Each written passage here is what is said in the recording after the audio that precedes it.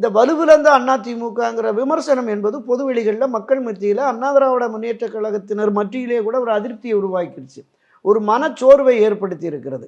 ஆக பிரிந்து கிடக்கிற அதிமுக சக்திகள், வெளியேறிய இவர்களால் வெளியேற்றப்பட்ட அந்த சக்திகள் அனைத்தும் ஒன்றிணைந்து ஒரு ஒன்றுபட்ட அதிமுக என்று வருகிற பொழுது அது ஒரு வலிமையான கட்சியாக இருக்கும். பொதுவெளி தோற்றம் அல்ல, இயல்பாகவே அது வலிமையான இயக்கமாக தான் இருக்கும்.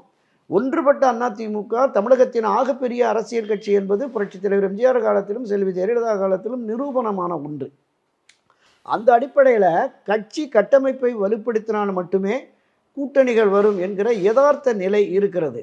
அப்போ இதற்கு எதிராக இன்னும் வலிமையான கூட்டணி என்று வருகிற பொழுது அண்ணா திராவிட முன்னேற்ற கழகம், பாரதிய ஜனதா கட்சி, பாட்டாளி மக்கள் கட்சி, தேமுதிக, தமாக, இன்னும் இருக்கிற அந்த புதிய நீதி கட்சி, ஐஜிகே போன்ற கட்சிகள் வருகிற பொழுது திராவிட முன்னேற்ற கழகத்தை எளிதில் வீழ்த்தும் ஒரு கட்டமைப்பு என்கிற அந்த நிலை உருவாகுமே என்றால் நிச்சயமாக அது ஒரு பெரிய போட்டியை, ஒரு வலிமையான போட்டியை உருவாக்கலாம்.